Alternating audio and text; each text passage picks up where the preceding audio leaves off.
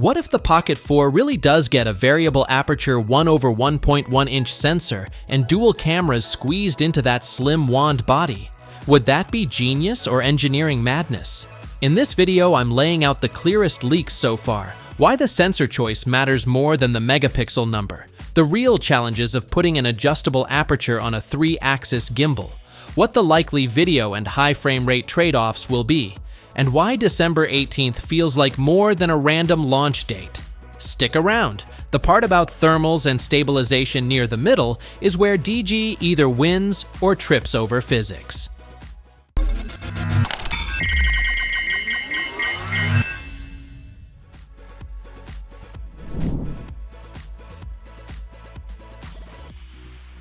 Let's clear the first debate.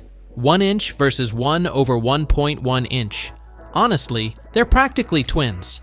The tiny difference in diagonal doesn't change much visually. What does matter is how DJI tunes that sensor. Do they prioritize higher resolution and 6K output, or larger pixels for cleaner low light? The variable aperture rumor, f2 to f4, is the real headline. In the Action 6, it makes perfect sense. Manual control over depth of field and low light. In a gimbal stick, it's sexy on paper, but those moving blades need space and precise actuation. If DJI nails the mechanical design and optical alignment, you get better exposure control without relying on ISO. If they compromise, you end up with noise or weird bokeh artifacts. That's where real engineering shows up. Here's the messy truth. Pocket cameras are already a cramped sandwich of motors, battery, processor, and touchscreen. Adding aperture blades or a second camera multiplies complexity. The gimbal motors need torque and room to move. Extra mass changes balance and increases power draw. Then add heat from a bigger sensor or higher resolution video, and you have a tight thermal envelope. DJI has solved tiny thermals before, but coupling that with aperture mechanics and dual cameras, that's a tough ask. The trade-offs will be in either reduced continuous recording time, throttle on high bitrate modes, or clever passive and active cooling tricks we haven't seen in a pocket gimbal yet. So can this sensor do 6K at 30 frames per second? Maybe on paper. The bottleneck is not the sensor alone. It is readout speed, ISP bandwidth, heat, and stabilization performance. Some leaks also whisper 4K at 120 frames per second and special 4K 240 frames per second modes.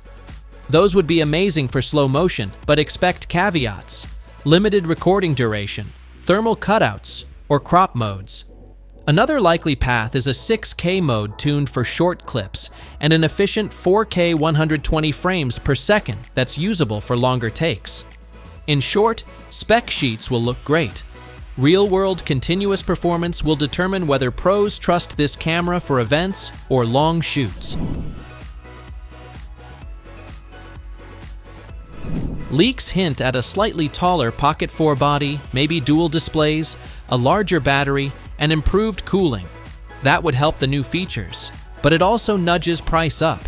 Speaking of timing, December 18th keeps popping up, and that aligns very conveniently with DJI trying to ship before regulatory windows close on December 23rd. If DJI misses that cutoff, new hardware could face messy import or certification delays, so this date might be driven by engineering readiness and supply chain choreography more than marketing theatrics.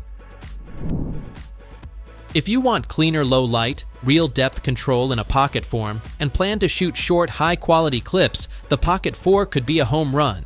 If you need guaranteed long continuous record times, rock-solid overheating behavior, or professional multi-hour shoots, wait for detailed tests.